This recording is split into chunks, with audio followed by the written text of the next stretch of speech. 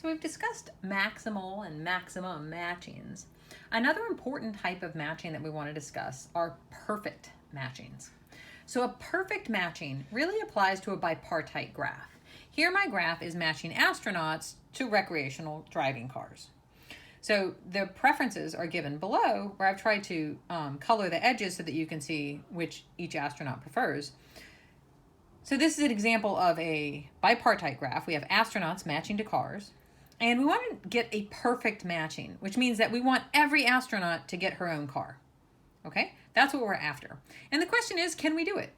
Based on the preferences that exist, is there a way to do it? So we'll try to take our matchings here and say, well, what would happen? So first of all, let's just do a sanity check. We have 4 astronauts and 4 cars. Okay, that seems good. If we had 3 cars, then probably we're not going to be able to do it. In fact, that's definite. So 4 people, 4 cars, that's fine. If we had a 5th car, that wouldn't really be a problem, but let's see if we can do it just this way. Okay, 4 astronauts to 4 cars. So if we're looking at this problem and we're trying to think, well, who's the pickiest, right? Well, I've given each astronaut 2 options of their favorite car. So each one picked their top 2, okay? So, okay, well, which cars are in the most demand? Well, this dune buggy is really not high demand. So we know that we're gonna have to give the dune buggy to Margaret. She needs that otherwise, because nobody else wants it, basically. Okay, so now Margaret's out of the game, so we can kind of ignore this green edge, and we can say, okay, well, what's the least desirable car? Well, now it's the water jet, which I'm really not sure why that's least desirable. But okay, Nancy really wants that one, and nobody other than Nancy and Margaret do. Margaret already has a car, so we're going to give this one to Nancy.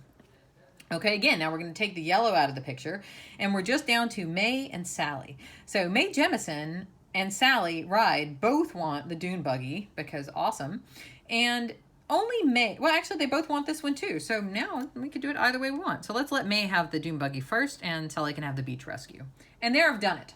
I've given a perfect matching of X onto Y. But the question is, well, given a graph, can I know if that's possible to do? I mean, here I kind of got lucky. Let's back it up. Let's take away this preferencing. And let's suppose that Nancy decides that she doesn't actually want to drive anyway. She's going to go have tea with the ladies. So Nancy's out of the picture.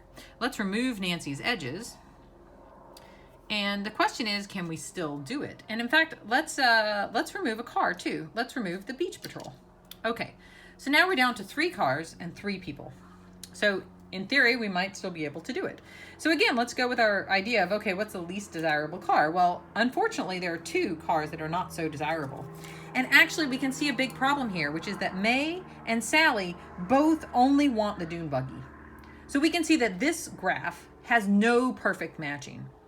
So the question is, the one we started with when Nancy was still in the picture, we had a perfect matching, but once we took away Nancy and the beach rescue, we no longer have a perfect matching. And why not? We kind of want to get at the idea of why, so we can characterize when we're going to be able to do it.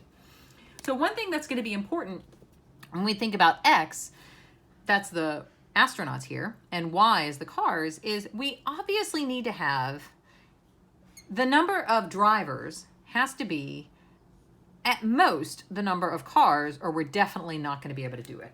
So that's a necessary condition. So this is definitely needed.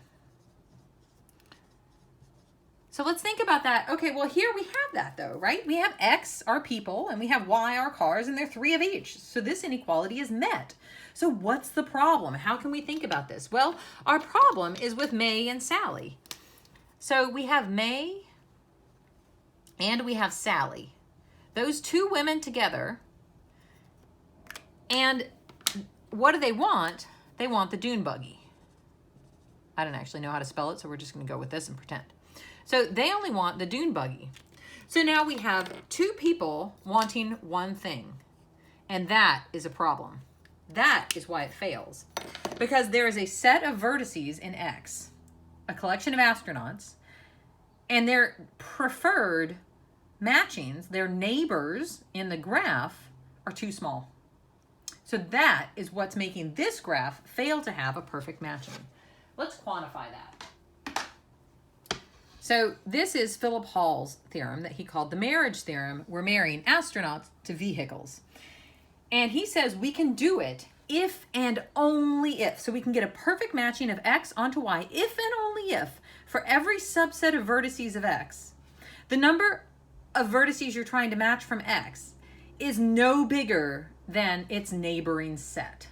So again, A here, the example that we saw that blocked us was that May and Sally, that's a set of 2, only want one thing. So 2 is not less than or equal to 1, and that's why there's no perfect matching. In the first example that we had, we always had this constraint met for every subset of astronauts, and so the theorem said that we would get a perfect matching, which indeed we did.